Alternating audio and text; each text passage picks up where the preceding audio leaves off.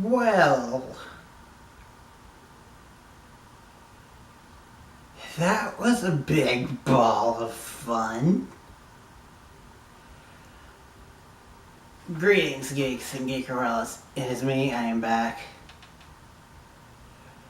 Oh boy. We're going to talk about Doom Patrol. And this episode. Ooh. This episode was really good, but also got really sad. Like, major depressingly sad. Sorry this is going up late. A lot of things got in the way. It's just a bunch of IRL stuff. But anywho, without further ado, let's dive into it. Which, by the way, spoiler alert, if you hadn't seen it, go watch it and then come back, tell me what you think in the comments down below. I know I'm not really giving it good praise. It was really good, just sometimes good things can also be sad. Like Twilight. No, I'm just kidding. Let's actually jump into it. Our episode is the team is looking for clues about where the chief could be. They can't find him, and they do find a clue about the donkey in Uruguay. So they go there. Well, they try to go there because Cyborg's dad, being Silas Stone, I believe that's his name, no matter what incarnation you go with him, he's always going to be a dick. And this was no exception. He wanted to prove a point to Victor, so he had Victor go out alone, without any of the Star Labs resources or private jets. They have to go to Uruguay without it. How do you do that? By going on the bus. The bus tries to take them to Uruguay. However, they don't really know what they're doing. They don't have a GPS, so they're having to go by old school maps. And the Caps, by the end of it, they get to some place where it's just the caption is somewhere nowhere near Uruguay. Which, by the way, this is the second time this week we have gotten a road trip. And I like it. Things aren't going as planned though when it's Larry's turn to drive and he gets into a fight with his negative persona. And the negative persona is like, okay, the negative entity in him, phrasing, it's like, okay, comes out of his body, again, phrasing, messes up the bus, and then goes back in his body, phrasing. And they stay at a hotel, and they start arguing, and one of Jane's personalities takes over, Tiff, or Till, and her power is just omniscient teleportation. So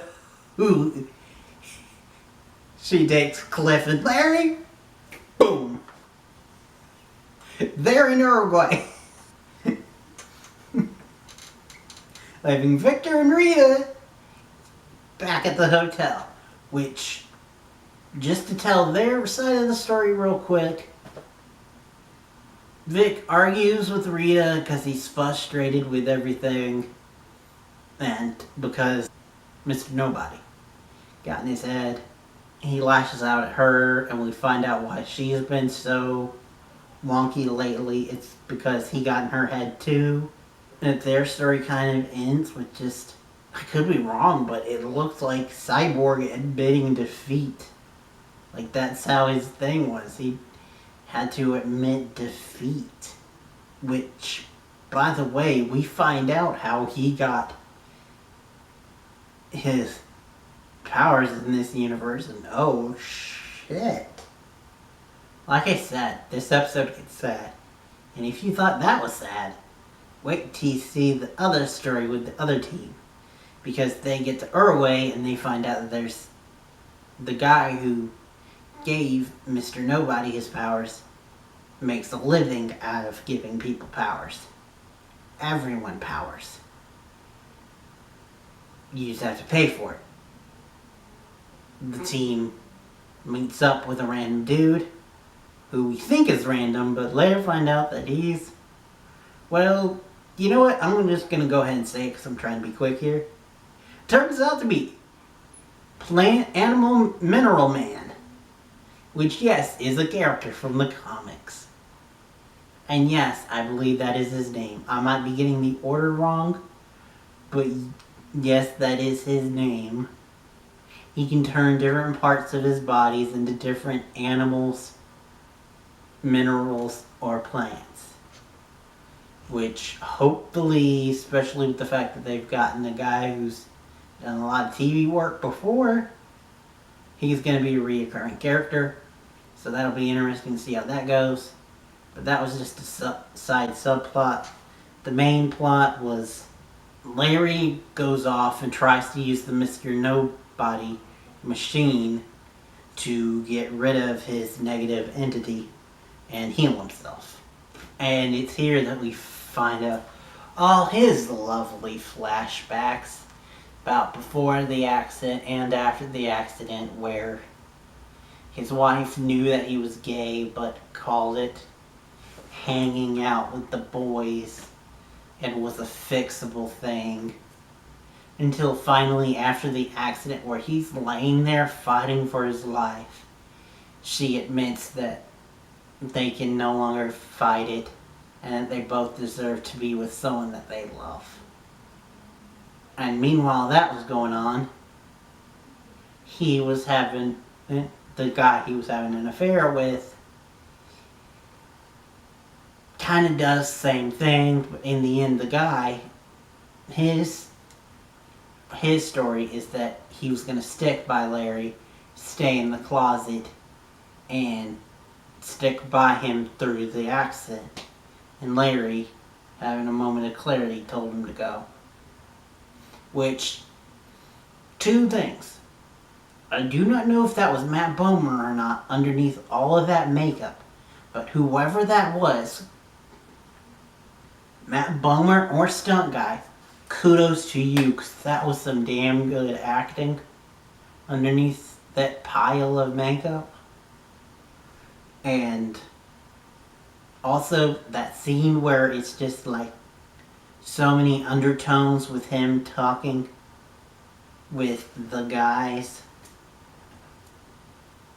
and the undertones of everything being said between the two of them. Ooh. Like I said, this episode was really good, but really sad. Whew. And it doesn't stop there, because Jane meets up with, wiggles her way into talking with the main guy himself, who's still alive, thanks to his own inventions. And he reveals his superpower, which is that he's got multiple, he's the reverse of Jane. Instead of having multiple personalities in one body, he's one personality in multiple bodies. So all the people that work there are him. And we have this awesome fight scene where we get to see, like I said, I think it was Tiff or Till. We get to see her fight. We get to see return of, I don't think the personality has been named yet, but the silver lipstick braided girl who's badass, whose words become literal blades. Which she kind of gave me a whole witness me kind of vibe to her, but I still really liked it. There's a fight with her and there's a fight with Cliff. And Cliff, oh my god, maybe he just doesn't know his strength or what, but he gets murderous. Like, he rips a dude literally in half to where he's covered in blood, and the main Jane is a little bit scared of him. And he's like, oh shit, I can't talk to my daughter because what the hell am I? A monster. Like I said. Happy. I forgot her name now. Human Torch personality takes over, torches down the whole place, and they leave. Meet up with the other two. And we go off with them being all sad in the plane. Which, by the way, we also found out Jane's lovely origins, or at least part of it. She got experimented on when she was a little girl. And they tried to give her superpowers, so her body just split the different superpowers into different personalities to protect the little girl. Which, they didn't say it, but I'm hinting, they're maybe hinting, and I think maybe, that the main personality isn't Jane, it might be Baby Doll. Like, she was hit that young and that early with all this shit that she just stayed in that infinite form. And Jane took over as the main personality to protect her. Oh! Yay! Like I said, this episode was really good, but it was also really sad. Next week looks like it'll be good because we're going up against like old school mages. And we get freaking Crowley, Mark Shepard as a guest star, as a John Constantine-like figure, so that's going to be awesome, and I cannot wait. But I'm done for now. Next time you guys see me will be for Supergirl on Sunday. Because it's back. With the Elite, baby. So, that'll be interesting. Let me know what you guys think about this episode in the comments down below. Anywho, till next time. And beyond.